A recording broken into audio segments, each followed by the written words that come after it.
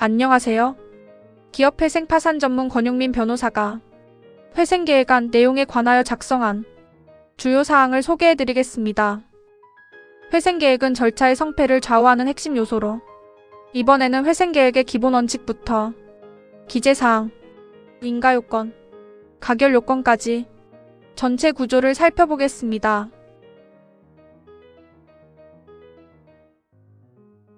회생계획은 단순한 채무 조정이 아니라 그 내용이 법적으로 정당하고 현실적으로도 이행 가능해야 합니다. 이를 위해 첫째, 계획은 현실적으로 수행 가능할 것. 둘째, 서로 다른 권리 사이에는 공정하고 형평에 맞는 차등이 있을 것. 셋째, 같은 성질의 권리자 사이에서는 평등이 유지될 것이 요구됩니다. 이 세 가지 원칙은 회생계획의 정당성과 인가 가능성을 좌우하는 핵심 기준입니다.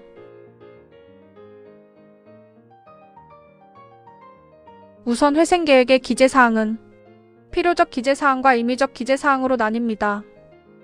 필요적 기재사항은 다시 절대적 기재사항과 상대적 기재사항으로 구분됩니다.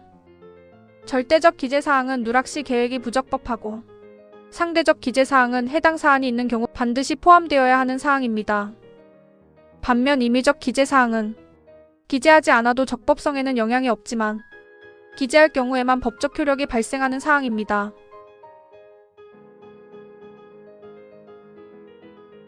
절대적 기재사항에는 권리 변경, 공익채권 변제, 자금 조달, 수익금 사용 등이 포함됩니다. 즉 회생채권자, 담보권자, 주주 등의 권리를 어떻게 변경할 것인지와 채무를 어떤 방식으로 변제할 것인지가 기재되어야 합니다. 또한 자금 조달과 예상 수익금의 용도 등도 구체적으로 정하여야 합니다.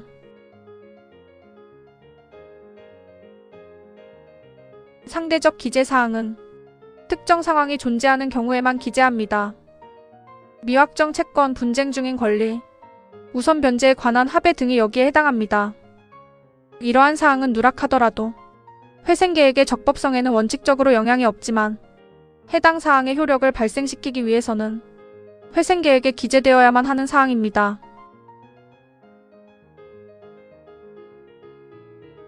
임의적 기재사항은 필요적 기재사항 이외의 사항으로 누락되어도 회생계획의 적법성에는 영향이 없습니다. 그러나 회생계획 자체로 효력을 발생시키려면 계획 안에 기재되어야 합니다. 다만 별도 합의로도 효력을 발생시킬 수 있다는 점에서 상대적 기재사항과 구분됩니다.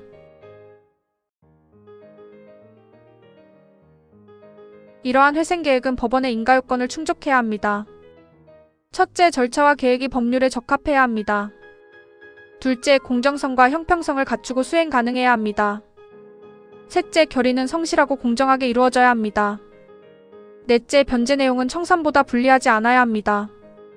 특히 청산 가치 보장의 원칙은 인가 여부를 판단하는 핵심 기준입니다. 회생계획이 합병, 분할, 주식 교환 등을 포함하는 경우에는 추가적인 특별 요건이 요구됩니다. 또한 행정청의 허가나 인가가 필요한 사항이 포함된 경우에는 그 내용이 행정청 의견과 충돌되지 않아야 합니다. 다만 회생계획의 절차상 일부 하자가 존재하더라도 모든 사정을 고려하여 인가가 더 타당하다고 판단되면 법원은 예외적으로 인가할 수 있습니다. 이는 회생 절차가 실질적 회생의 달성을 본질로 하기 때문입니다. 특히 회생계획이 인가되기 위해서는 관계인집회에서의 가결요건이 충족되어야 합니다. 회생채권자는 의결권 총액의 3분의 2 이상, 회생담보권자는 4분의 3 이상, 주주 등은 의결권 총수의 2분의 1 이상 동의가 필요합니다. 각 이해관계인 집단별 동의를 모두 확보해야 회생계획은 원칙적으로 가결될 수 있습니다.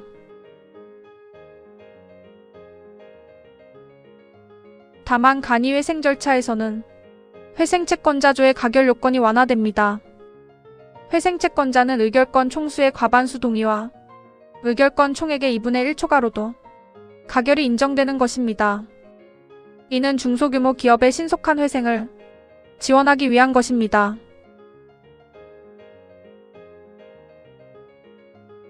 그리고 채무가 자산을 초과하는 경우에는 주주 지분권자의 의결권이 제한됩니다.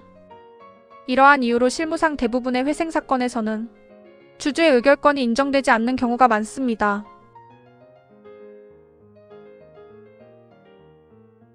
추가로 회생담보권자는 계획의 유형에 따라 서로 다른 동의율이 요구됩니다. 일반적인 회생계획안은 의결권 총액의 4분의 3 이상의 동의가 필요하나 영업양도 등을 내용으로 하는 계획안은 의결권 총액의 5분의 4 이상의 동의가 필요합니다.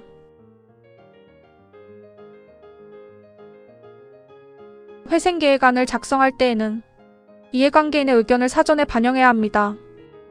가결 요건 충족이 어려운 경우에는 그 사유를 설명하고 설득할 자료를 준비해야 합니다. 또한 전문가의 도움을 통해 법적 요건과 실무적 타당성을 함께 확보하는 것이 중요합니다.